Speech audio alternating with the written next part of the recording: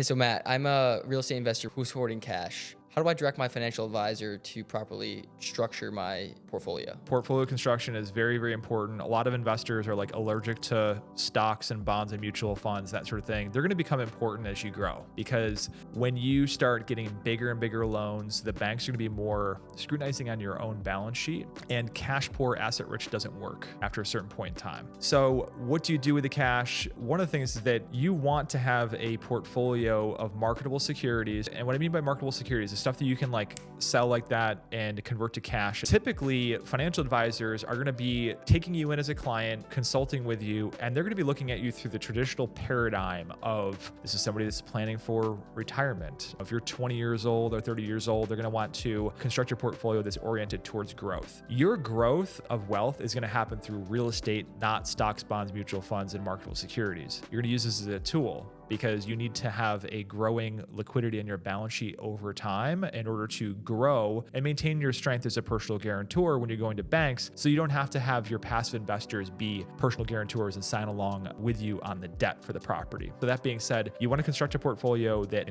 has a lower than 1 beta. Beta is a measure of how volatile your portfolio is. The reason why this is important is the best real estate opportunities happen when stock market crashes. There's blood on the streets. There's panic in the markets. Everybody's freaking out. And you don't want to have your cash or cash equivalents in your portfolio track the market, and the S&P 500 goes down 200 points, that your portfolio isn't going down the same amount commensurate with that. So it's always going to ebb and flow, but my portfolio construction is I generally want to be around between a 0.6 and 0.7. It's much less volatile than the actual overall market.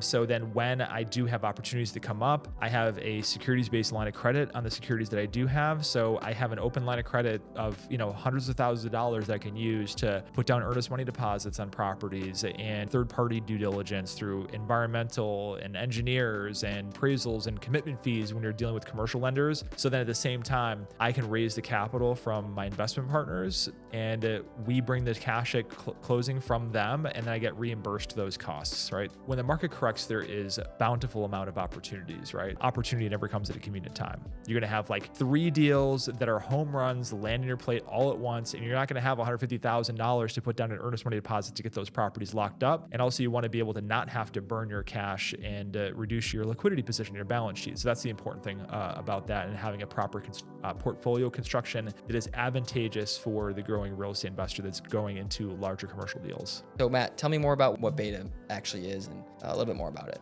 Yeah, so there's going to be like a bunch of alphabet soup as you're trying to educate yourself on the financial markets, that sort of thing. And by the way, knowing about the financial markets makes you a smarter investor in attracting money, because people with money, they read the Wall Street Journal. They watch CNBC. They don't watch Fox News, they watch CNBC. And so being educated on financial markets, even though your full-time trade is as a real estate investor, shows it to them that you know what you're talking about. So that's number one thing, is like, don't just listen to real estate podcasts. Listen to podcasts like the Financial Times. Unhedged is one of my absolute favorites. And just kind of knowing the lingo and the mechanics of the overall market. So to answer your question on how to understand beta, typically if you look up any type of like ETF, which is essentially a mutual fund that trades like a stock, and you look up an ETF or a mutual fund on Yahoo Finance, for instance, you can scroll down and look at the thing that says beta on there, right? If it has a beta that's over one, like 1.5 beta, that means that thing goes up 50% more and 50% more when the market goes up, 50%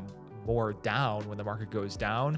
So that's something that is not going to be appropriate for you when you're trying to create a stable cash equivalence on your balance sheet going through there. So it is going to inhibit your long-term growth by engineering your portfolio with maybe a little bit more, stodgy utility stocks and blue chip stocks like Procter and Gamble and like Vulcan Materials. They break up rocks for a living and sell it to construction companies. Okay, just like super boring companies. Then you're going to have a much less volatile portfolio. Not going to be great for long-term retirement planning. That's not part of your retirement plan. Here's some controversial stuff. Now, if you really want to stick to this real estate investing thing to financial freedom, do not invest in retirement accounts. Don't invest in an IRA. Don't contribute any more to your 401k if you're actually really committed to burning the boats and doing that. Because essentially, these are tax advantaged accounts. If you play your cards right and grow a monster real estate empire. You're going to be able to become a real estate professional status at some point in time. You're going to be able to walk away from your job, and you're never going to pay a dime in taxes for the rest of your life. So why are you putting money into a tax advantage account? Just don't do it if that's part of the plan. If you want to hedge your bets and being like, maybe this real estate thing might work out, maybe it doesn't, but you're going to know when you've gotten onto it and you're starting to get momentum and you're like, dude, I want to scale this thing to the moon and I'm completely committed to it.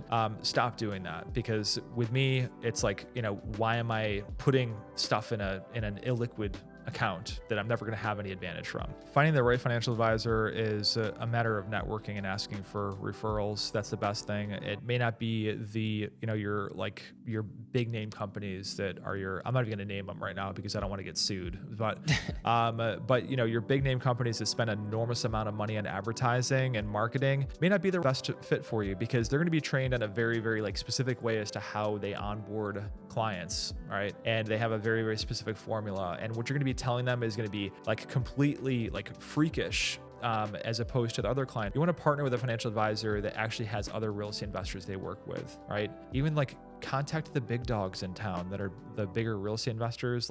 They all have marketable securities because they know how important they are, because that's how they got to where they are and how they fuel their empire going forward. So ask them for referral. Believe me, they refer their financial advisor to somebody, they're going to get a free dinner out of it from their financial advisor, right? So they want to do that. And there's no capacity issue or scarcity issues with if I refer this person to them, then they're not going to do as good of a job for me. The business doesn't work like that. It's not like your plumber or carpenter that's overstretched and you need to book them out and that sort of thing. So just asking around to your network. If you have a rich uncle, for instance. Yeah.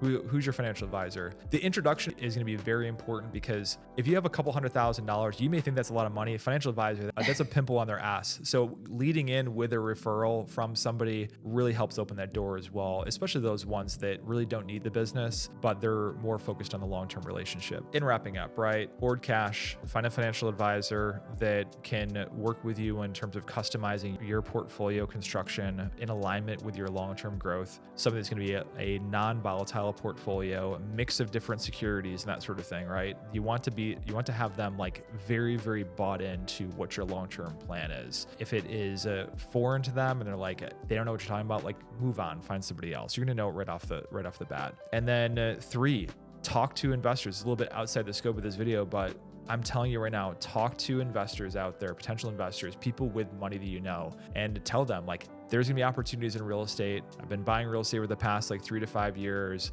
There's gonna be opportunities that, that are gonna be very attractive. We're gonna need to move on them quickly. And are you interested in hearing about any opportunities I really like a lot in the future? And if you just consistently apply that over the next, let's say 6 to 24 months, you're going to be able to put your portfolio on steroids and take it to the moon.